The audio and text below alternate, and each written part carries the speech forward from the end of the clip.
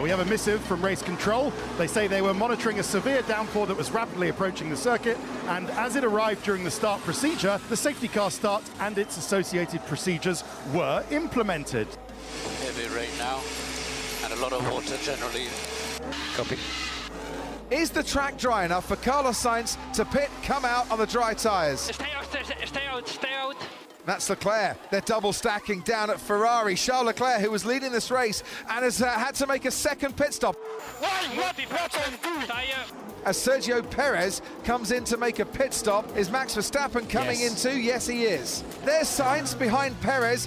What I wanted to see was happening at turn 1, and it's Max Verstappen ahead of Charles Leclerc. So both Red Bulls overtaking the two Ferraris. And the race leader compromises Sainz. What a save from Carlos Sainz that was. Look at this, top 4 then, almost nose to tail. It's Perez in the Principality. He wins the Monaco Grand Prix. Hello and welcome to Monaco, and specifically to the Red Bull Energy Station, which is jumping in victory, because it's Sergio Perez who has won here in Monaco for the very first time. Welcome to the F1 Nation podcast with me, Natalie Pinkham, Mr. Tom Clarkson, and for 1 week only, well, maybe more if he does a good job today, Mr. Allan McNish. Thank you very much, and hopefully I do a good job and you can maybe invite me back again. We will love that. We will tell you soon. Tom, how are you? Exhausted? Do you know what? Pinks, thank goodness the Monaco Grand Prix weekend is a day shorter. I can't remember how I made it through when it was Thursday running. You're not moaning, are you? You're at the Monaco Grand Prix. For God, nobody wants to hear that you are tired right now. He's getting old, that's why he's tired. Funny you should say that, Alan, because it was my birthday yesterday, and it wasn't an early night. Listen, can I just say that when it is my birthday, I give you at least a 2-week run-in, because I want you to have time to buy presents. I want to really milk it. Why didn't you let us know? Because I'm not 12. I don't really get that excited about my birthday. I clearly am not 12 either, but my God, I milk it. Anyway. So do you prefer the idea of having that holiday day where you can recover now you're getting into those elderly years, or what? I loved it. I mean, I suppose this brings us on to the significance of the Monaco Grand Prix, because as we speak now on the Sunday evening of the race, there is still no new contract for the Principality. I just think this whole event is utterly brilliant. We've had a brilliant race today, I might add, but just the whole vibe you get here, it's the age-old question, isn't it? What's more important, Formula 1 to Monaco or Monaco to Formula 1? I think they're two peas in a pod, and it just works. And we get to Sunday night, a little bit weary, but loved every minute of it. It's difficult for the teams, it's difficult for the drivers. The conditions today, you could see that it was tough out there, but the reality is everybody wants to come back. And I suppose the thing for me is that you've got a championship that's got 23 races in it, and Monaco is one of them. But if you had 23 events that were all the same, it'd be pretty blooming boring. And this one is that little bit special. You saw it's absolutely jam-packed this year. All the grandstands were full, the boats were overpacked, and everybody was here because it was Monaco, and not just because it was another race. I couldn't agree more. The magic of Monaco is unparalleled. This is a unique Formula 1 event. It should be on everyone's bucket list, even if you're not a Formula 1 fan. It's electric atmosphere, incredible parties, glamour everywhere you look. But the history of the place, I mean, you feel like if the hills could talk, it would just reveal something about the real DNA of motor racing. And Pinks, that is why we saw a very emotional Sergio Perez win number 3 of his career, but I felt undoubtedly the one that means the most to him. He was really emotional on the podium, still emotional in the press conference an hour after he'd been on the podium. It's just special, isn't it? Well, he's joined an elite club of Monaco winners, and as you say, if you ask the drivers which races they want to win, is their home race, which actually is Monaco for most of them now anyway, and it's the Monaco Grand Prix. You know, it's so special because it's just not easy. You've got so much to contend with. Okay, they say, well, if you put it on pole, you're going to take the checkered flag. Oh, no. So much can happen, as we saw today. I mean, today had a bit of everything, didn't it? What about if you crash in qualifying just before your last run coming into the tunnel at Poitiers and then go on and win the race? That would probably make it even more special when you come down to it. Alan, let's take Checo's weekend in chronological order, right? I love Q3 in Monaco Saturday afternoon. The driver's on the absolute limit on one of the most demanding racetracks in the world. He has that crash, and he was so deflated, wasn't he? Yeah, he was, because obviously he thought he could do something with it on that last lap.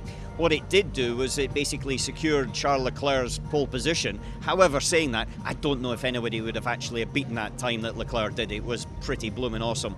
But he was deflated, he came back from it, he drove a really good race, and he put himself into the position when Ferrari maybe didn't get their strategy right, that he was ready to take it.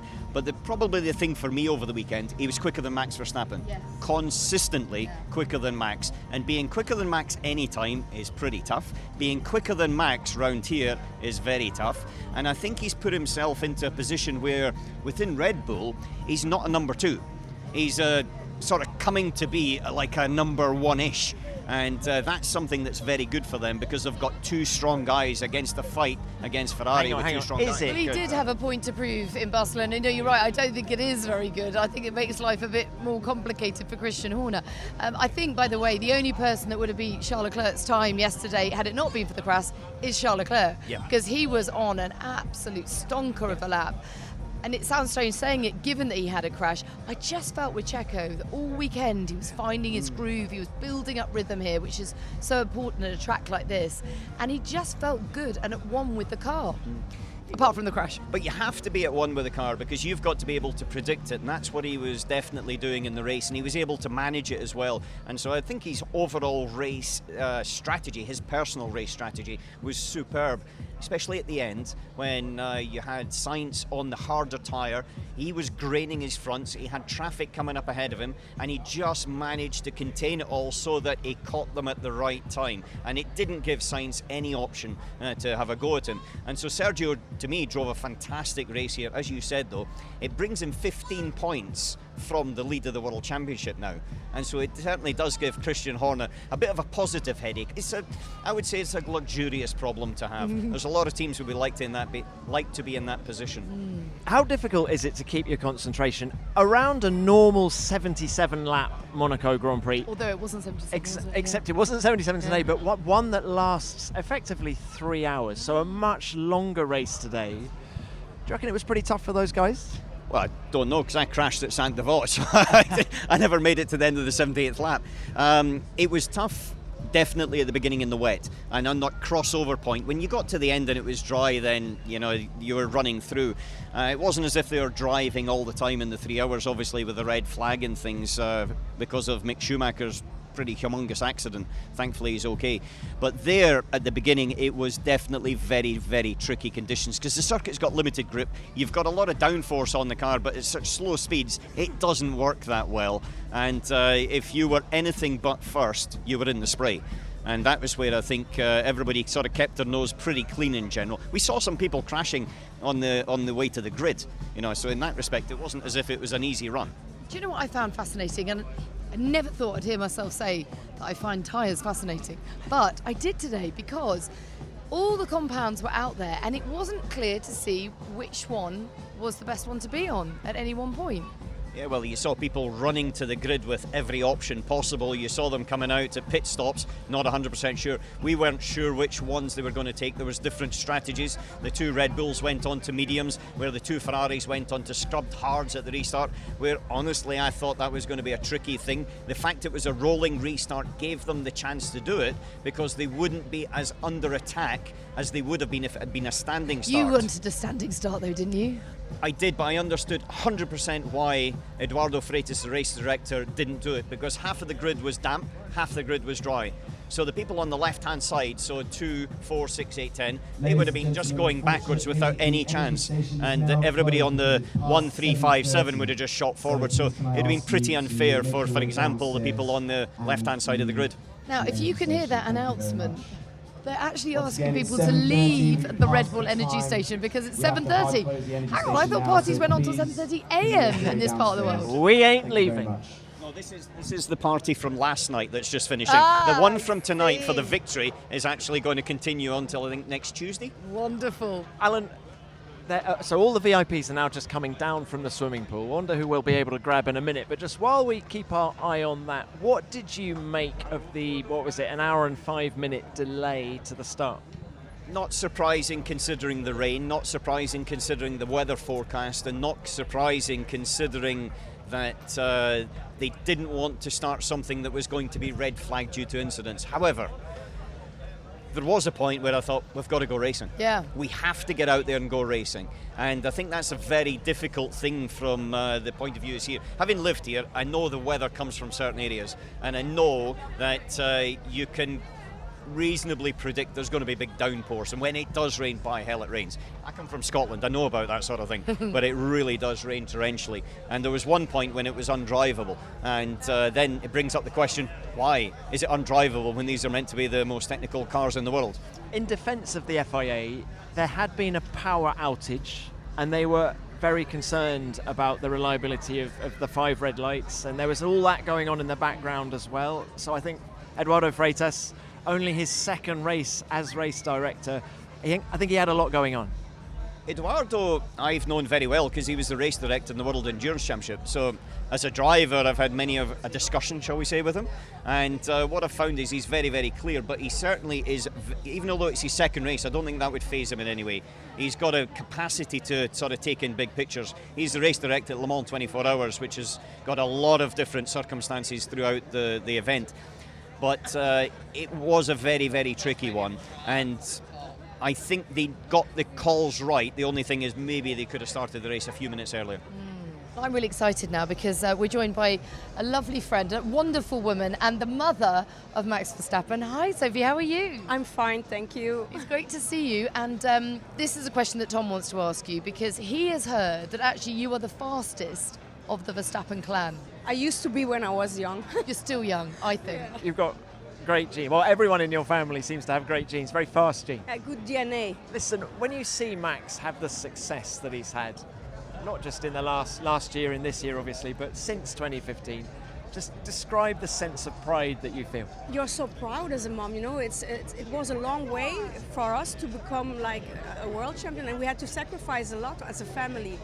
And then it's, how you say, it's the most achievement that you can get as a driver. And he leaves Monaco as the championship leader. And I feel like this championship has had so many swings in it already. Like, it's crazy, isn't it? There were stages when it looked like he was out of it, and now he's come straight back in. And maybe you would say not altogether comfortable with the car this weekend, and yet still pulls out a podium today. Yeah, you know, Max is a fighter, eh?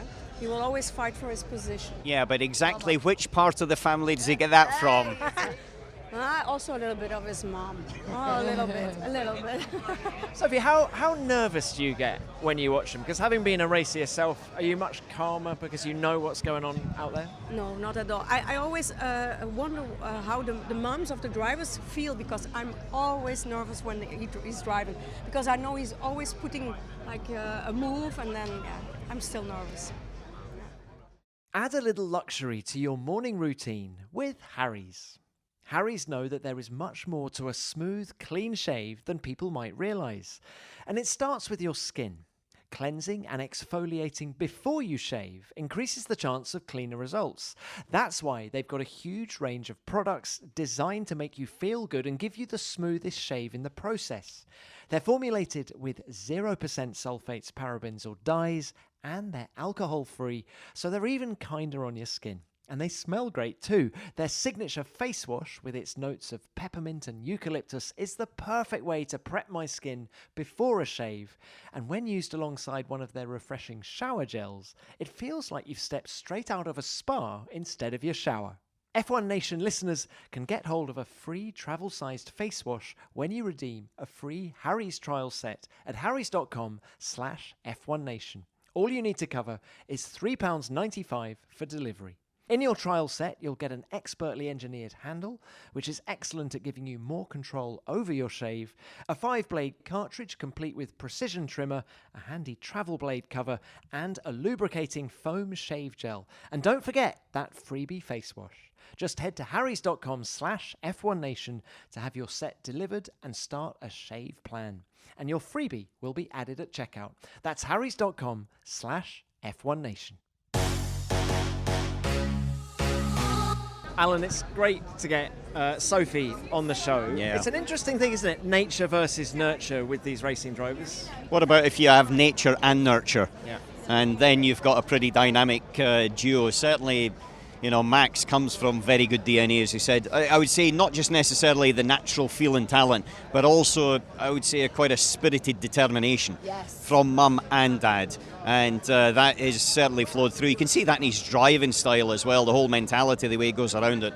But the one thing I saw with Max today was somebody that wasn't necessarily attacking for the last 10th or the last overtake that we have seen before. Someone that realised maybe I'm not quite quick enough this weekend to deliver a win and thinking long game. Is that the world champion's mentality? It might be the person that's just won a world championship and knows he's already got one in his pocket. So doesn't necessarily have that little thing to prove, not to everybody else, but very often to yourself. I certainly know from my point of view as a driver, it was proving it to myself as much as it was to proving it to anybody else. Yeah, it's a really interesting point because I spoke to Max coming into this weekend and actually he didn't feel that they were going to have the quickest car around here. And he actually said, look, this is a long game that I need to play now. I come to Monaco, though, with a calm confidence that I haven't before, having won it last year. So it's interesting how that mindset can alter. Also, when he looked in the mirror at the end, after the restart, he had his main championship contender behind him. And the person leading was obviously his teammate. So from that perspective, it was reasonably protected position. And so he was in a, I would say he was in a good position, whichever way he was, because he was ahead of Charles Leclerc. But it was a strategy masterclass from Red Bull today. That double stacking was seriously impressive, very slick. Do you think it was a strategy masterclass, or was it a strategy lesson that maybe Ferrari need to have a little look at? Okay, because well, that's a bit of both, I would say. Yeah, that is an interesting point because we actually haven't spoken enough about poor old Charles and how really he was let down by the team today. Massive amount of confusion. It seems to me, and this might be oversimplifying it, but it seems to me that there just isn't that strength and conviction on those sort of strategy calls, and there's confusion. I mean, how can you be told almost within the same breath, come in, no, stay out? I mean, that would drive you crazy as a driver, wouldn't it? Pinks, we've seen it quite a few times in the past, not necessarily just from Ferrari, from a lot of teams as well. Indecision in wet, dry races, these things. But I think you saw two sides of the Ferrari circumstance today.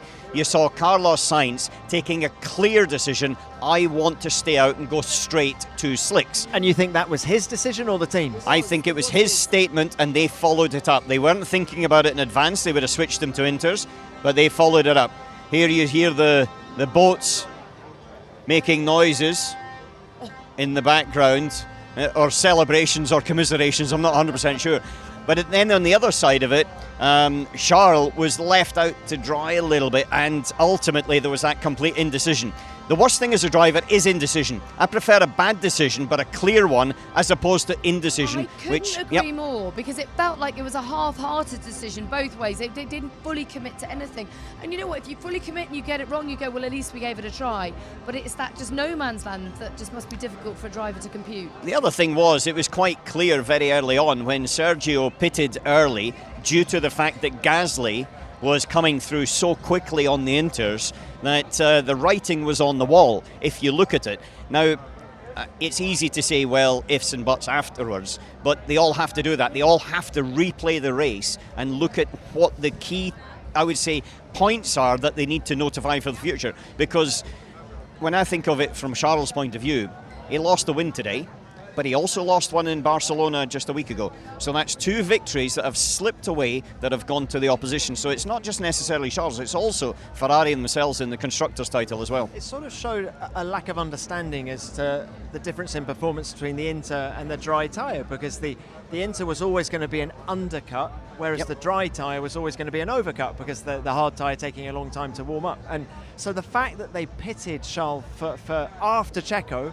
for an intermediate, the race was gone at that point. So, yeah, you know, you can stare at a computer and you can say, the computer says I've got to do this, but sometimes you've got to sit on the pit wall and just look at the situation with your own eyes, and it was clear, wasn't it? I think in circumstances like that, you're absolutely spot on, because very often the driver's just got the feel of the car underneath him, and he understands, without necessarily having the experience of it on this circuit, because they hadn't the experience of it in the circuit with the changing conditions, but they understand what it's more likely to be. The one thing the driver doesn't have is the vision over what everybody else is doing, and that's where the team need to be clear. But whichever way, I think that Ferrari kind of gave it a little bit away. At the same time, Red Bull, and especially Sergio, was there to pick it up and put themselves in the right position when the opportunity arose. And that's what you have to do when you're behind, and when you're leading, you've got to protect your place. Now, Alan, I know you've got to go. 2 questions. First of all, your driver of the day. It has to be Sergio because of what he did. But I would say there's some other outstanding drives. I do think Carlos Sainz did a fantastic job. I think as well Pierre Gasly came through. But ultimately, one driver that I thought did really, really well, but didn't actually gain anything, was Lando Norris. Because from the fact that he's got tonsillitis, not very well, delivered it in qualifying, and I have to say delivered it in a car that is improving, and then came from, what was it, 15 seconds behind with like 8 laps to go, and caught right up in back of George Russell. Was pretty impressive for me. All right, and we need a bombshell from you now. Okay. You are forever associated with Audi, winning Le Mans for them. You were their team principal, team boss, is that right, in Formula E? Yep. They have now withdrawn from Formula E. When are they coming to Formula One, Alan? Anyway, see you later. Oh, don't do that to us. Alan, thank you. Enjoy the party. Look forward to it.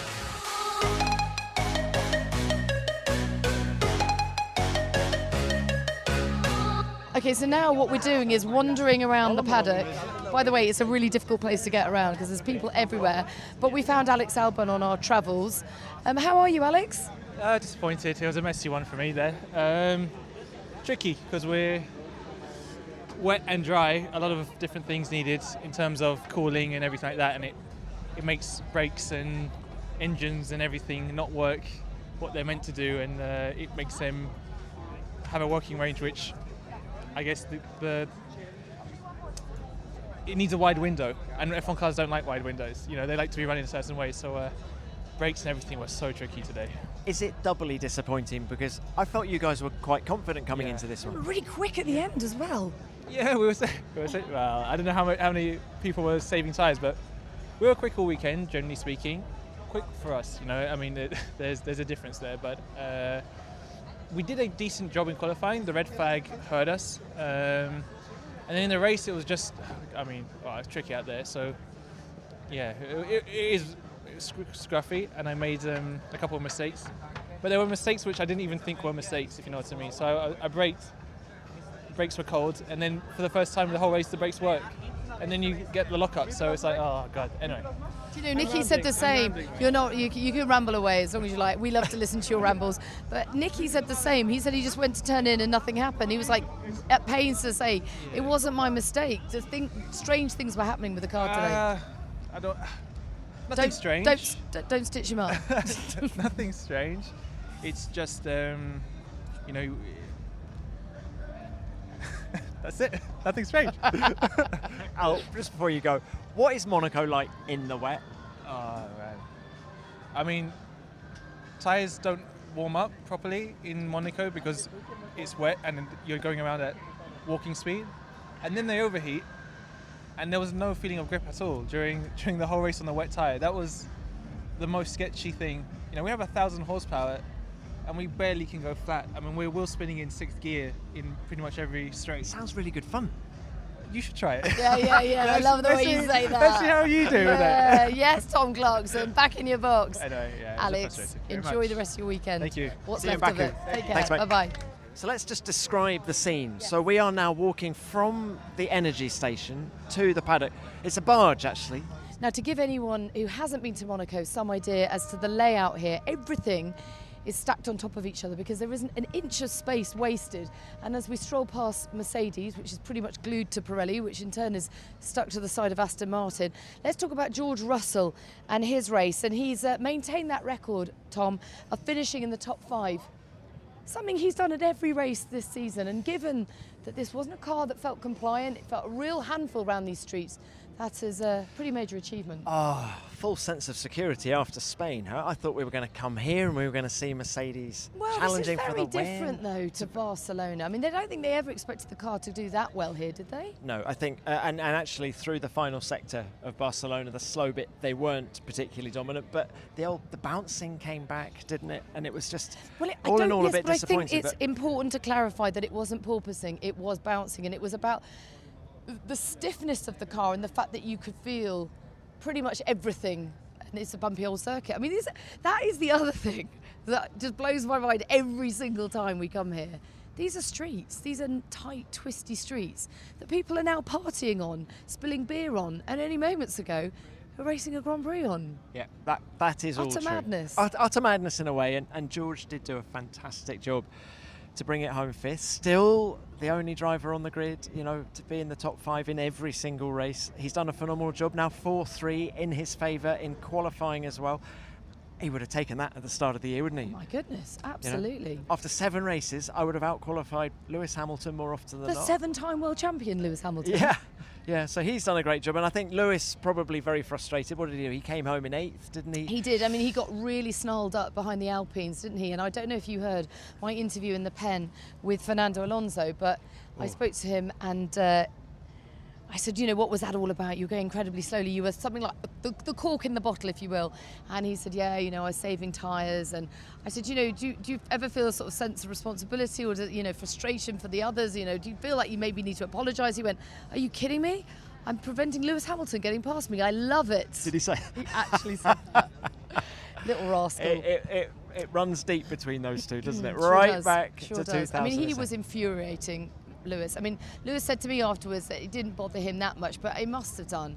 I mean, I don't know what that Mercedes could have done today, but it certainly didn't have the chance to show it because it got stuck behind Alonso and indeed Ocon. And of course, he had the contact with Ocon as well, which Ocon got the 5-second penalty for and tumbled down the order as a result. Ocon felt that was really unfair, by the way. He appealed the decision. Pinks, isn't it a slightly unusual thing that 2 races in a row now, Lewis Hamilton has made contact with another driver, whether it's his fault or not. It's just such an unusual thing for him to do. It was Kevin Magnussen on the opening lap in Spain. But he's running in the midfield. We're just not used to him being there, are we? Point. And it's a very bunched up midfield. Yeah, really close. But so 5th and 8th for Mercedes, and then we stroll a little bit further down this paddock, and we're outside Aston Martin now. They brought their updated package to Spain last weekend. Didn't work out. Both drivers knocked out in Q1. Sebastian Vettel, I thought we saw a little bit of the old fireback. I agree, and tucked into the points. And I think what's really interesting about this new look Aston Martin is that they feel there is just so much potential in this car to develop it. One of the things Andrew Green, their technical director, said in Spain was that it gave us more.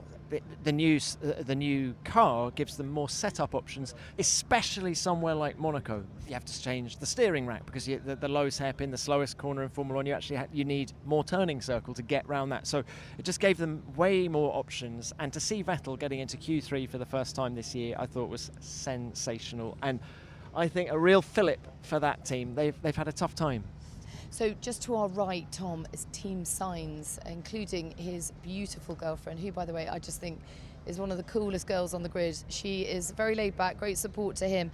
And you'd have to say, look, it was weird talking about frustration with the P2 here in Monaco, but that first win in Formula 1 still eludes him. It is frustrating for him. And actually, he felt, were it not for the Williams impeding him on the outlap, that he would have taken the victory. Well, Pinks, it was all about fine margins today, wasn't it? Him losing 2 seconds on his outlap, he thinks that's what cost him the victory. Then Max Verstappen having to, absolutely gun it, leaving the pit lane to keep Charles Leclerc behind him when he just put his hard tyres on. Had he not done that and Leclerc had got through. So it was all about the fine margins. And it was cool at the end, wasn't it? The last 5 minutes when you saw that little snake. All four. Red Bull, Ferrari, and you thought at any time one could try and make a move on the other, particularly with Checo's graining medium tyres sort of dropping off, and you thought, oh, at any minute now, maybe a few more laps and Sainz would have done it. An interesting thing that Carlos said prior to the race was that he's a mad Real Madrid fan, of course, and the Champions League final on Saturday night. And he was asked, were you going to go to the final, nip up to Paris on Saturday night? And he said, I wanted to, but I knew that if I then had a bad race, you'd all blame it on that. By the way, let's just take that analogy on, because what about Carlos Sainz's save? it was a save that Thibaut Courtois would have been proud of. Very good, Pinks. But did you? I have to credit Crofty with that, actually. He said it in commentary. It was true, though. Yeah. But just to go back to the original point of Carlos Sainz saying I couldn't go to the Champions League final because if it didn't work out in the race, I knew you lot would all blame it on that and accuse me of being unprofessional. And I was sort of hoping if he wanted to go to the Champions League final and he could find a way of getting there and getting a ticket, that he'd go. I wish he'd stop worrying about what people think and just be Carlos Sainz. There are few things in life more taxing than scouring online for credit card offers that fit your needs. There are so many companies out there, it can be hard to pin down which credit card might be right for you. And that's where Credit Karma can step in and do the hard work for you, so you can zero in on your choice at the click of a few buttons and apply with confidence. By using your credit profile, Credit Karma is able to show you offers that are tailored to your financial situation. They partner with a wide range of card issuers, so you can be sure you're exploring all the best options. They also show you your chances of approval before you apply, so you don't waste any time searching for unsuitable credit. And don't worry, comparing cards on Credit Karma is 100% free and won't affect your credit scores, which is great news for your financial profile in the long run. Because in many ways, that credit score is just like F1 points. You want to keep climbing up the order and not find yourself slipping to the bottom of it in a few months' time. Go to creditkarma.com or the Credit Karma app to find the card for you. That's creditkarma.com. Now, we're wandering down to McLaren, and it's apt, I would say, that their former boss, Eric Boulier, is with us in the paddock now. And just tell us what you've made of the chaos that was the Monaco Grand Prix today. Well, it's Monaco. I think it's you can simply say that. Obviously, the rain already is create generally a mess in the very prepared teams, strategy, and everything. But Monaco is even worse. You know, I mean, when it's raining here, it's clearly chaos every time it was raining. So. Now, Eric, you're also the boss of the French Grand Prix. Only a couple of months till we go there. Looking forward to it. How are ticket sales? Just give us some insight. Yeah, good. Sold out. So obviously today we still have a couple of tickets on Saturday and maybe on Friday. Sunday is sold out completely. Hospitality is sold out. So yeah. But this is exciting. This is exciting times for Formula One, and it's fantastic that the French Grand Prix can hopefully deliver more of the magic that we've seen throughout this season.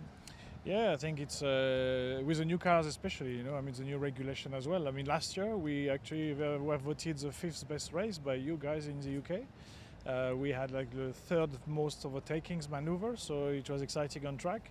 And having grandstand completely full, you know, is going to be another atmosphere. We have a lot of entertainment stuff around as well. So yeah, I mean, hopefully it's going to be a great weekend too. Oh, I'm so looking forward to it. You've got to take your gorgeous boy off now, I know, but just before you go, because we're about to discuss McLaren, what have you made of their races so far this season and their performance today? I think it's a solid race today. I mean, it's not been easy, you know, so even if obviously they lost one position against Russell, I think it's still a solid race. It's never easy to manage as the street of Monaco. And yeah, I mean, they're still keeping up, which is good. It's still, from the outside, you know, it's a bit difficult to understand sometimes the up and down of performance of different teams, you know. But I think it's, generally speaking, they're fighting for the 4th place in championship, which is good. If we're going to talk about your former teams that you used to run, well, there's Alpine as well. Yes. Can we say that? Look, Fernando Alonso, what is he? He's going to be 41. Spring chicken at the end of July. What do you make of Alpine and Fernando this year? I think it's good for Alpine.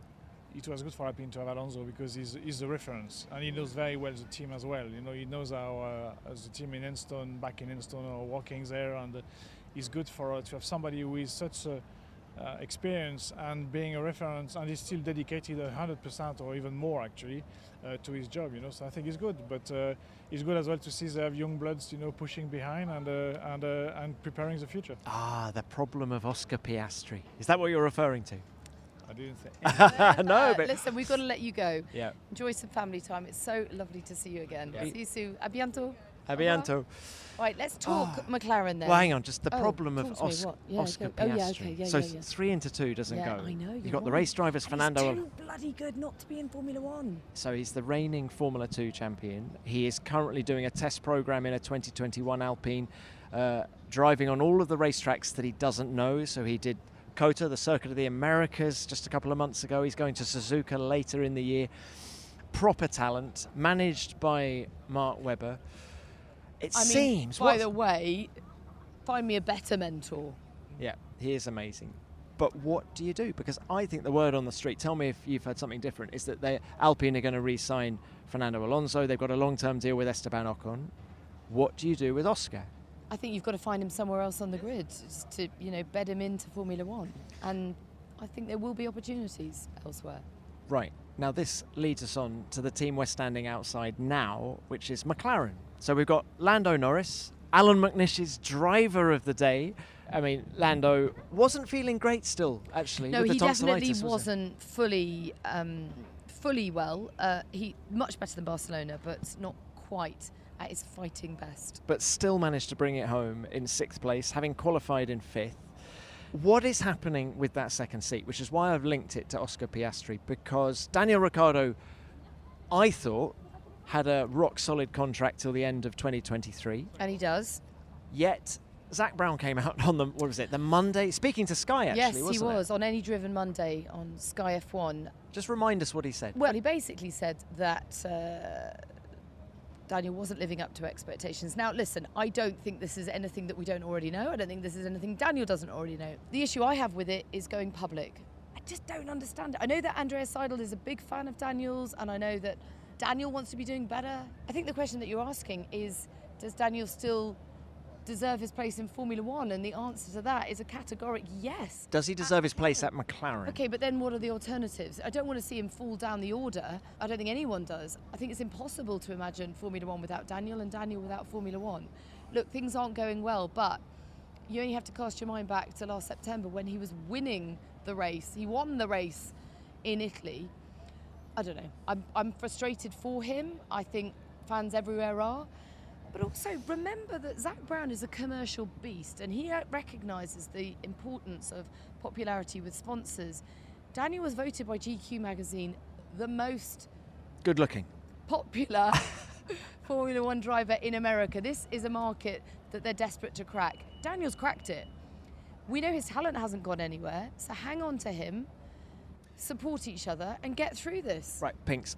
Zach Brown isn't an idiot. He would have had his reasons to go public, whether it's to apply, maybe they think they've tried the softly approach, and maybe Look, to go I don't know. Hang on. But Pinks, he will have his reasons. He's not stupid. Okay, of course he's not. And this is my earlier point, that he is commercially incredibly savvy, in fact probably the best in the paddock.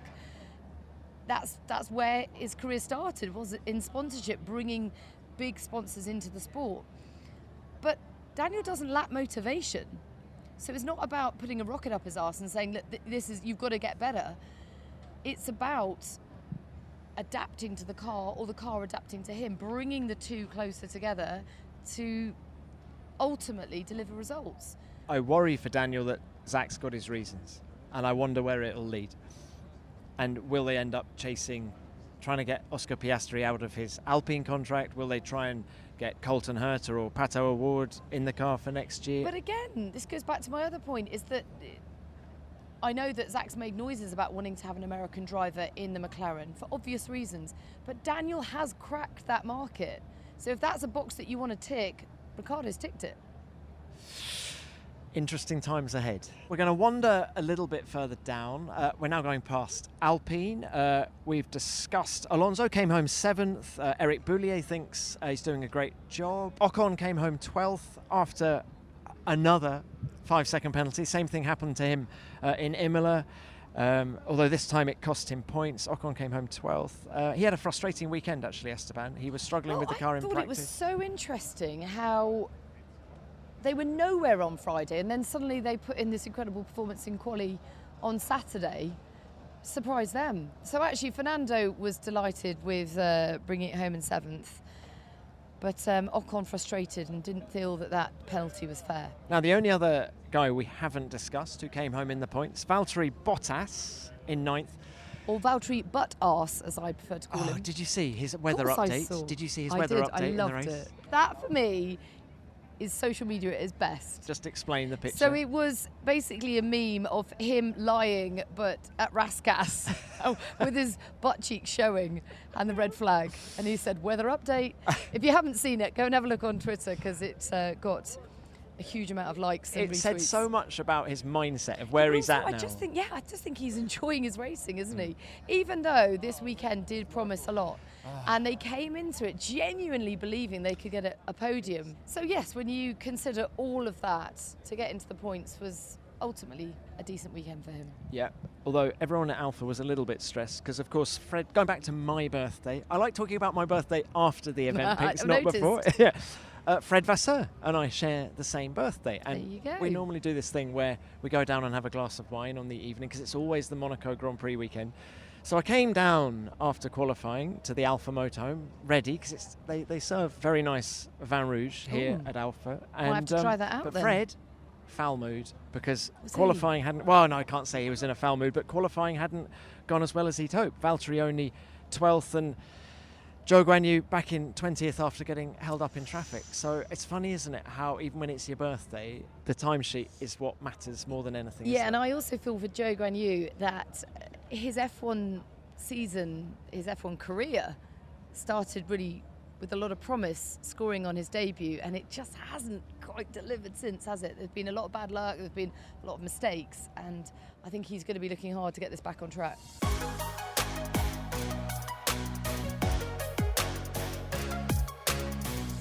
Let's end the show back with Red Bull, where the party's still going on. Of course it is. Let's grab a quick word with the race winner. Now, you are soaking wet, Sergio Perez, for very good reason, because it is tradition that the winner of the Monaco Grand Prix jumps in the Red Bull pool. Yeah. That must have been the best swim of your life. Yeah, this is a great moment, to celebrate with all my team. Everyone got wet. It's a mess, but it's worth it, definitely worth it. I'm so happy to see everyone so happy.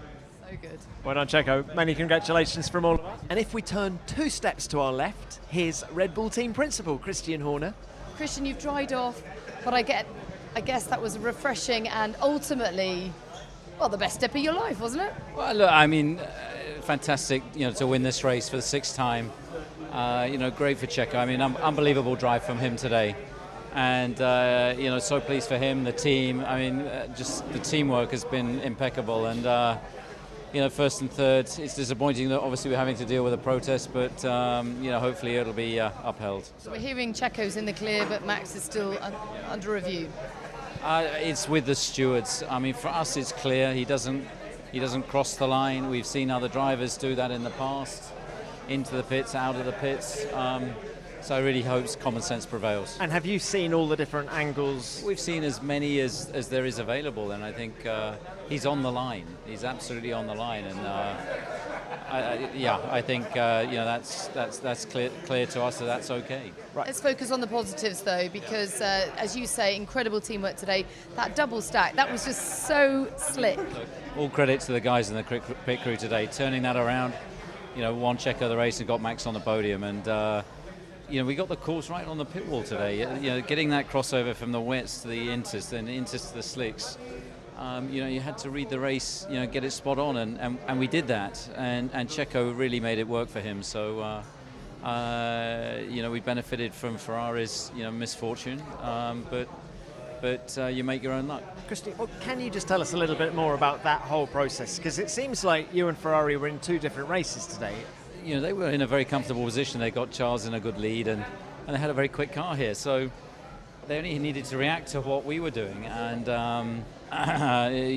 they seemed to miss the window, and then got themselves a bit confused. But we just had to focus on our own race and get the calls done, make sure the tyres are in the pit lane, do all the basics well, and the team did an unbelievable job today, and the drivers delivered their part, and very proud of what they've achieved. Can I put? I don't want to push our luck. He's got to go. I know, I've got one more thing. Do this. Yeah, but I've got one more, Christian, because there's something. I'm not sure this went out on the world feed, but Checo was heard saying, "I signed too early," as he was driving back to the pits. And in light of lots of contract talk this weekend, what could he have been referring to? I think he must have been talking about the bar bill or something. So, yeah, look, he's doing a great job. We're very happy. You can see the dynamic in the team.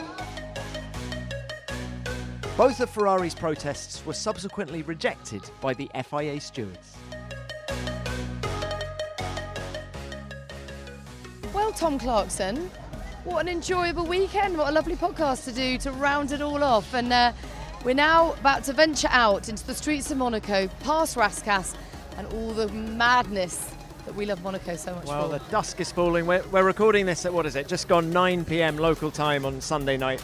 Thinks it's been brilliant. We normally end these with our driver of the day. So Allan McNish said Checo Perez, didn't he, earlier in the show? I'm going to cut and paste that, I'm afraid. He's, look, I don't think you can see beyond Checo. I think he's looked good all weekend, apart from that crash in Portier in qualifying. But he's been magnificent. I think you can think beyond him, actually. Go on. Charles Leclerc. I think he was been absolutely brilliant this weekend. That Q3, Do you the know what? Q3 You're lap that he right. didn't It wasn't finish. his fault that he came fourth. It was just... He was 0.4 up on that final okay, Q3 lap. I'll give you that. So I think, yes, Checo, brilliant.